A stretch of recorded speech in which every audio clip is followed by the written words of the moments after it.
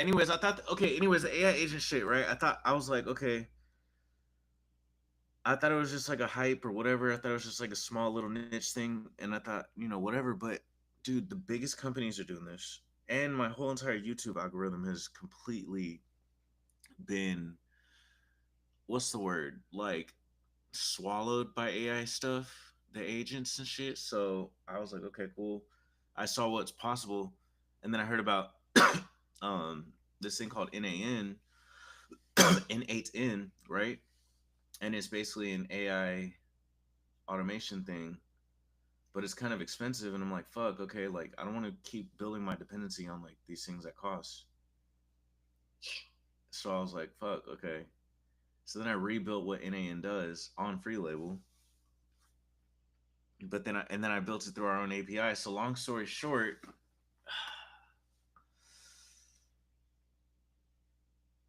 how about let me just tell you from problem solution. Okay, we can all the way I was building my AIs is I can only use them in ChatGPT. Does that make sense? In the app. Right. So what I solved is being able to create the same AIs that are trained at the same level that I've been working on for the past 2 years, distributed to your own server, like your own computer, your own thing. You know what I mean? Your own program application. Yeah, your own environment. Like you can have your own locally hosted GPT.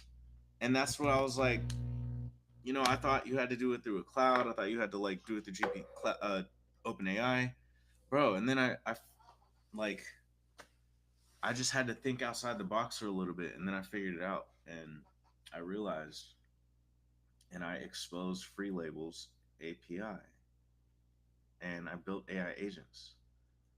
Um, I built one. I built one to basically be like, I built one where you can type in and be like, I need services on graphic design, or you could be like, find me a creator, blah blah blah blah blah. So like, remember how we wanted to build the influencer marketplace, Right. bro? We have it now. Like, it's so crazy. Like, yeah, bro. Like, we don't even have to build web pages for anything now. Like, we could just build a chatbot, and then that influencer marketplace is now a chatbot. So you just say, "I this is what my company, this is what I need," and then it'll literally find you a creator. It'll find you an influencer. It'll find you whatever person you're looking for. It'd be like, "I would need DJ Ghost and his whatever," and then it'll find it and pull it. Cause and guess what it's doing? I thought this because I've been building GPTs wrong this whole time, or maybe I just have a different strategy, or maybe I'm just working in a different strategy. But like with the custom GPTs in ChatGPT, if you create a GPT, you load it up with all this information. Like you preload it. You know what I mean? So when you spin it up, it's already trained and it knows everything. That's what I thought like was the default, how every AI is built. It turns out that they're kind of like these functional AIs, which are the AI agents, which are also AI agents. These functional AIs, like to pre-train your model, you would have to load and use so much tokens, it would kill your budget. And I'm like, fuck, that's impossible. But then I looked at it and I was like, or I did something, I forgot what it did, and then it just spit out one line of code, and I was like, whoa, hold on, that's weird. And I didn't, and then I realized, oh, it's controlling our website. So like, it's right instead of like loading it up with like 10,000 tokens and then killing like 30 cents on one, request or conversation. Um, it just writes one line of code and uses like 17 tokens versus like 40,000 tokens. When I ran the NAN, it used 40,000 tokens on my account. And I think almost they made me almost hit like I don't know, it made me use 40,000 tokens on my account and I only used it like 3 times just to test it out. And when I ran it locally on free label, it only used 20 tokens, 17 tokens. So like every time you could be like, hey, find me ghosts, blah blah blah. It only used like 10 tokens, and then it pulls all the requests because it's using free label server to return that data, not GPT. Does that make sense?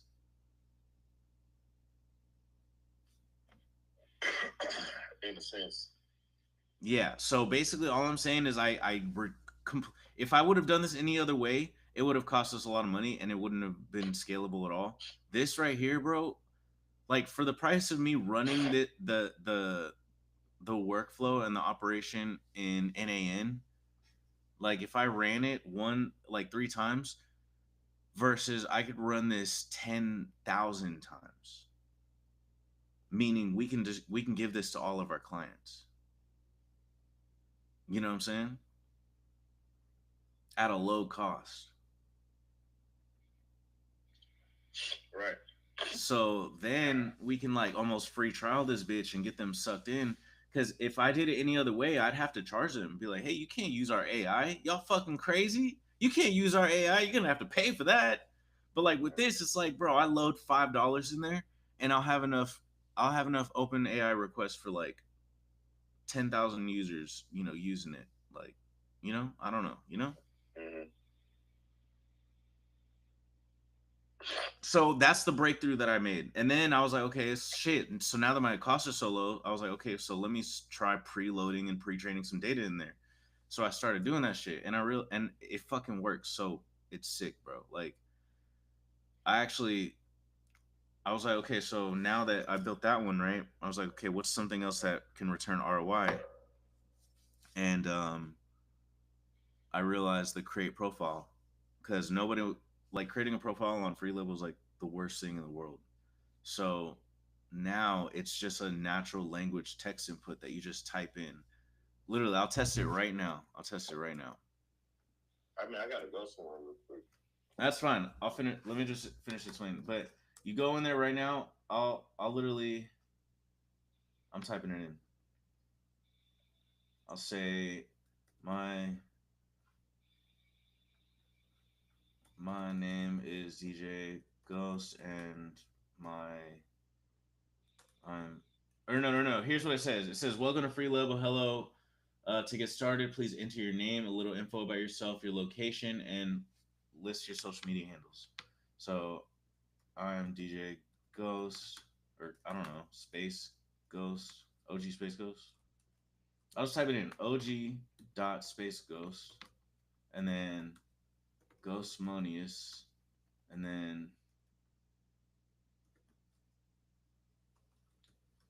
Houston, Texas, and then entrepreneur. So all I did was type in some random, like just notes, you know what I mean? And then I forgot to put your handle, right? I forgot to put your handle. So it says, could you please provide me with your full name, a short biography, and your Instagram handle? If you have Twitter or TikTok handles, please share those as well. So this is the AI asking for this shit. You know what I mean?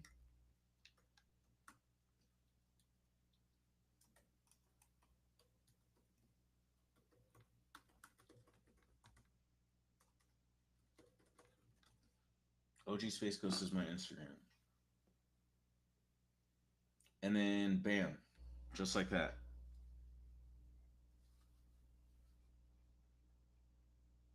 It basically created your profile for you.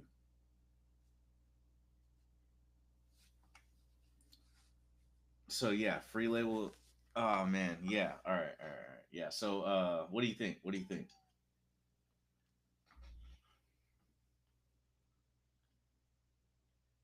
Can you hear me?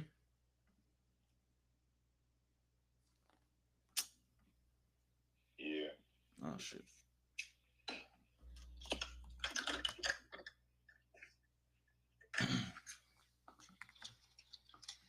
That's what I was pretty much saying. Like it needs that either you set up a simple account or if the chatbot brings you through making a viable account. So Yeah, I mean, I'm just gonna have an onboarding bot, one that kind of helps you get onboarded and get your account set up. And then once you're set up, I need another, the general, I would say the general AI, which is where you just like you say what you want and it just starts pulling back everything on free label. You know what I'm saying? Because then I could tell you and be like, yo, log in a free label. And then, because a lot of people are like, oh, what do I do? What do I click on? It's like, no, just type it in. But our search was kind of working off like wildcards and like search terms. But this is like natural language. So, you know what I'm saying?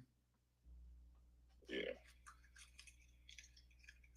So, what'd you do on the video, the stream? What you talking about? What are you talking about? Man, you know what I was talking about? I thought you was doing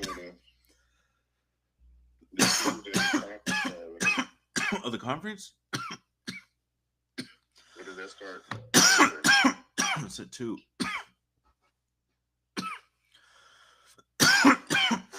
But it doesn't start until the 27th. All right, yeah. All right, well, yeah, I got something for that too. What are you talking about? I got like some slides or something that I'm trying to make into something automated, some AI presentation. Well, let's do that. I think I already sent you I sent you the lesson plan I saw that. a couple days ago. I just got some stuff I'm trying to convert it to something interesting. I just had a fucking late night last night. I gotta go. Damn.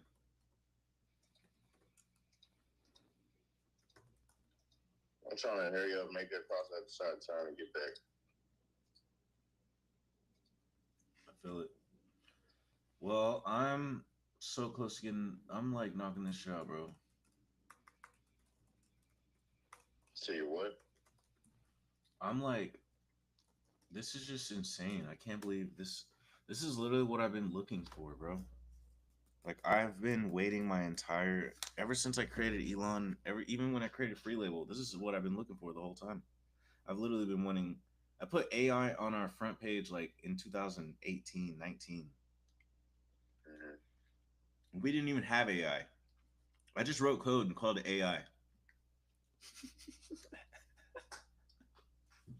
yeah. Because it was intelligence. It was intelligence. It was just artificial.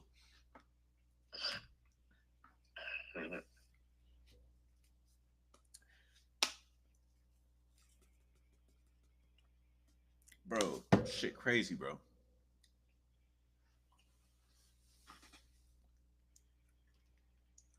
And I haven't even started fucking with DeepSeek yet. Like, bro, come on. Shit. Let me repeat that. I haven't even started fucking with DeepSeek yet. I've seen what I'm like watching videos. It's kind of funny because I have all these screens and I just leave like the Xbox playing YouTube videos all day and it's just people coding. And I see them like building models all day. I'm not even listening to it. I just see them.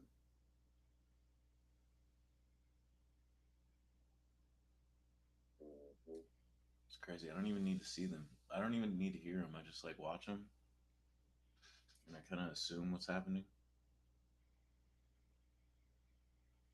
It honestly makes me. You think I learn better if I don't hear what they're saying because I'm working. My brain's working harder to figure out and assume what they're trying to say.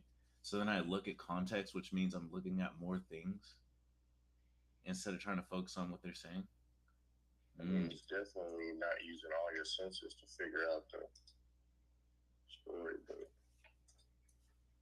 I mean, I'm kind of assuming. Daredevil senses was heightened was all fun, so maybe. But now it's making me look at the whole video as a whole, and I'm like, okay, like, what is this whole video about? He's probably doing that. He's probably doing this. Probably, what I'm saying? I'm just like looking at the context rather than listening to what he's actually saying.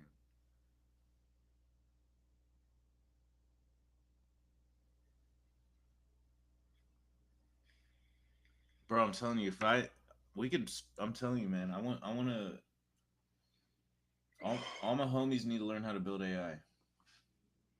For sure, sure. For sure. I gotta finish what I'm doing. Let me finish this up, bro. I'm gonna get out of here. All right, I'm gonna teach you how to run an AI script whenever you get back. I bet. All right, later.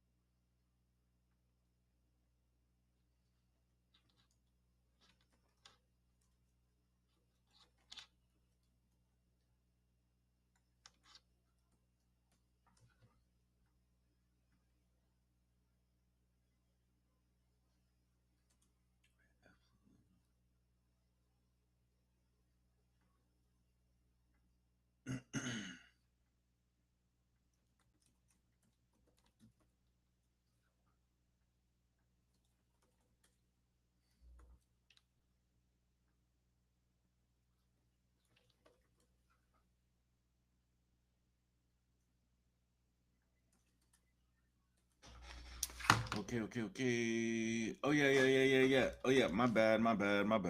All right, so I'm working on this freaking AI. Give me a second. Okay, let's work on something. Let's look at something. Let's work on this one. No, wait. Let's work on this one. Let's work on this. If you resent studying and school is like the bane of your existence, you are so privileged.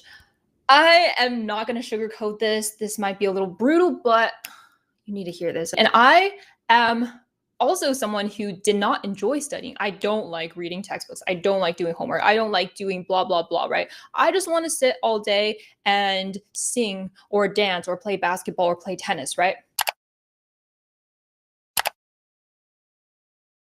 All the channels out there like, this is how you make studying fun. Here's how to get motivated to study. All these tips, just trying to patch up the symptoms of what you and many other students feel when it comes to school. Most of all, I'm tired of you thinking those videos are what you need. That's why people keep making those videos, including me, because I'm pressured to make things that people want to watch. But those motivation and make studying fun videos is what you want, not what you need. Making studying fun and using these shallow tips to improve your motivation is not going to make you better in school, not to the potential you could be, and not to the happiness that you could have when going about your daily lives. That's also why my study videos stand out. They go deeper. I try to address the root problems and not just patch up the symptoms with shallow tips. These videos, these new tools about how to make studying fun, it's honestly like a band-aid for the larger problem. The larger problem is social media and the values that our current society has, because good times create weak men. Weak men create hard times. Hard times create strong men. Strong men create good times. Right now, we're in the good times, weak men part, where kids these days are like, I don't want to study. Ew, ew, ew. Please, you are so lucky to study. And I'm not saying this as like a strict or nerdy like mother like figure, right? I'm saying this as someone who is in your shoes, like also really likes social media, also enjoys many other things to do with my time. I was a student not too long ago, and how I'm explaining things now is how I felt when I was a student, and that is the reason why I could be such a good student. That's why I could be a straight A student and get into one of the hardest universities, one of the most prestigious universities in the world, while not being a book nerd or other stereotypical people with no lives, right? I can do that while still being smart, having soft skills, having street smarts. You know, just honestly, like, do you think I'm weird? Okay, maybe I'm weird, but do you think I look like a nerd? Okay, like, I don't think I'm the stereotypical nerd, if I do say so myself. I digress.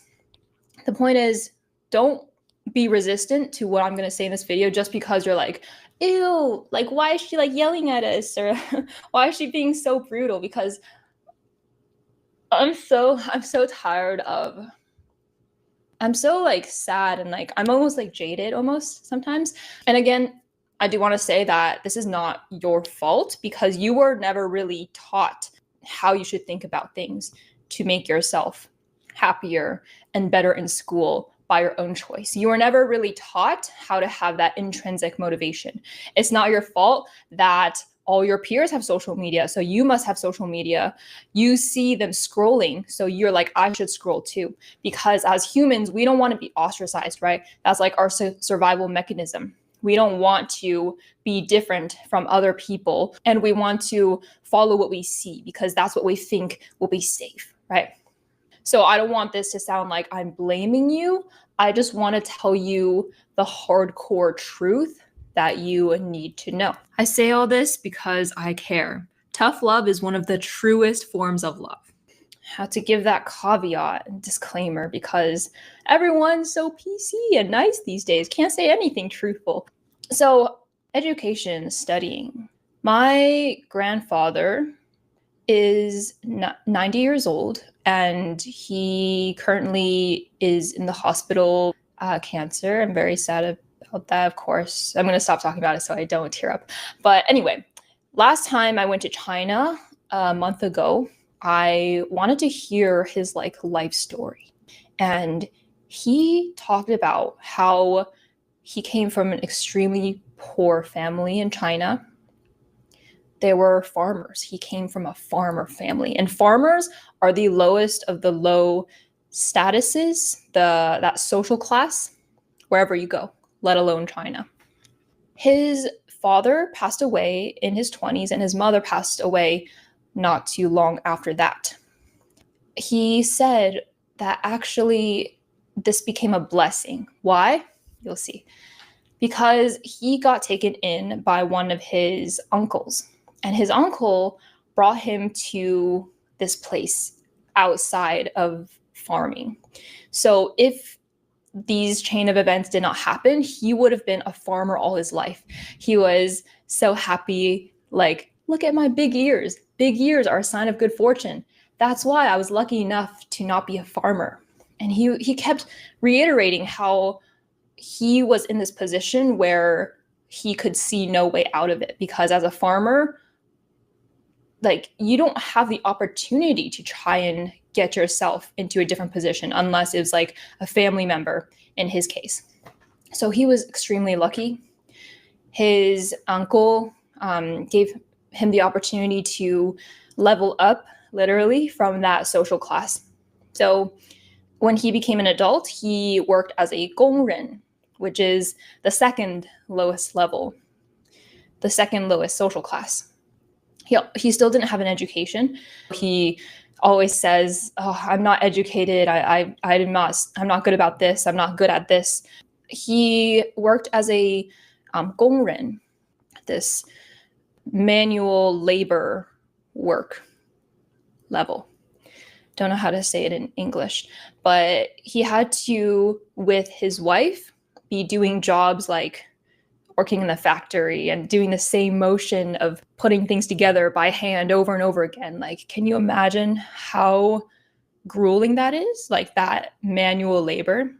I don't remember all of the specifics, but my grandma, my grandfather's wife, would wake up early, like every morning, 5 a.m., tend to the kids, and then go out to the street to pick up garbage and to go to the supermarket and try and pick out the rotten parts of vegetables, because those you can sell for a few cents.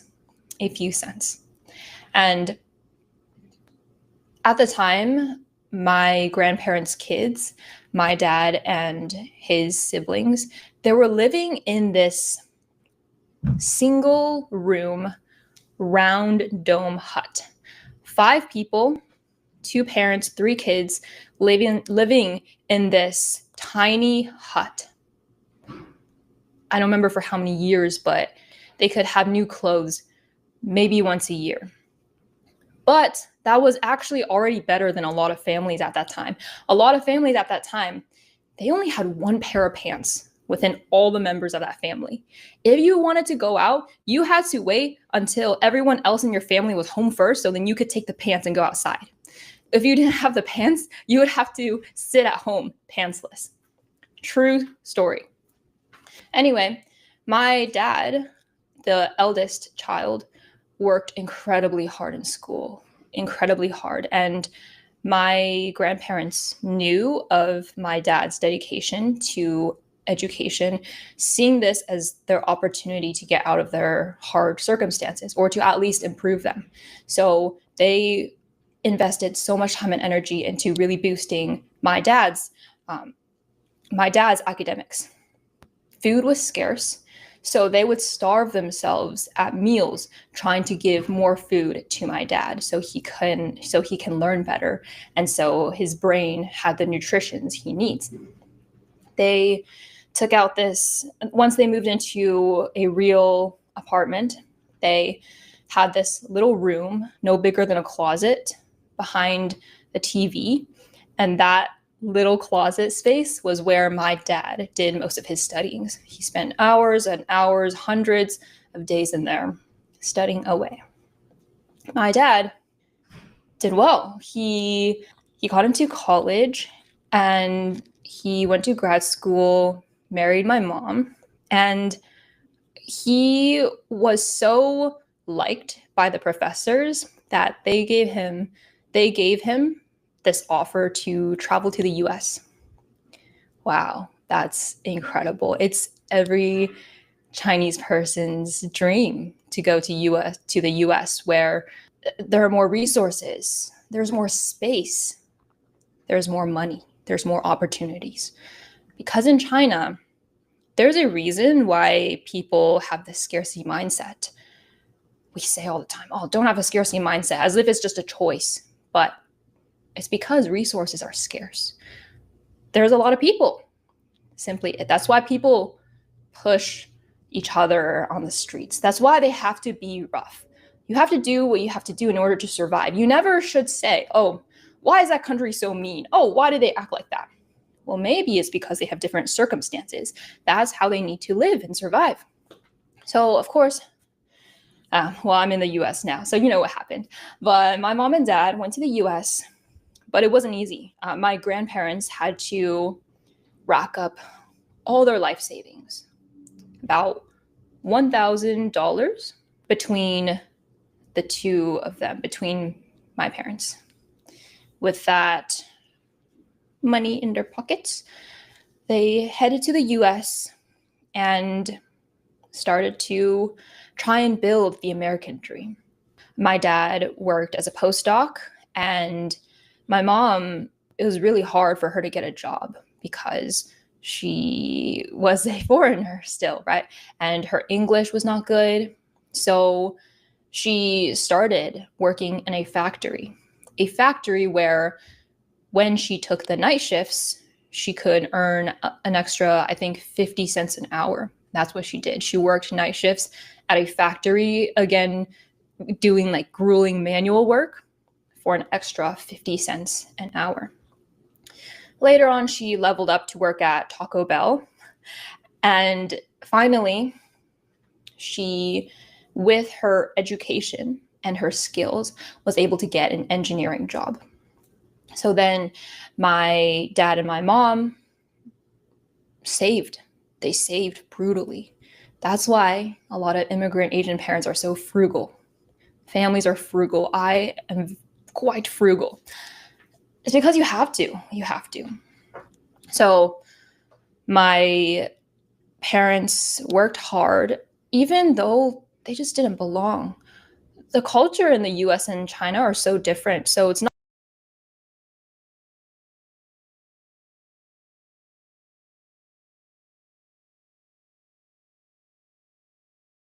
only the language barrier, but imagine you being somewhere where even body language and like culture and interests you cannot relate to. Is very difficult. It's very difficult. So I really, really appreciate my parents for doing that, for toughening through that situation for so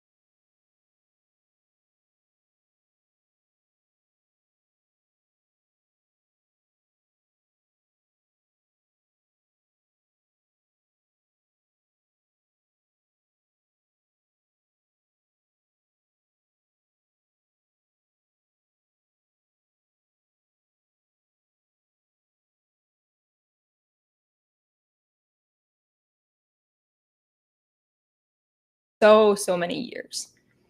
Pain and difficulty breeds strength. My parents are incredibly strong and resilient, and that's what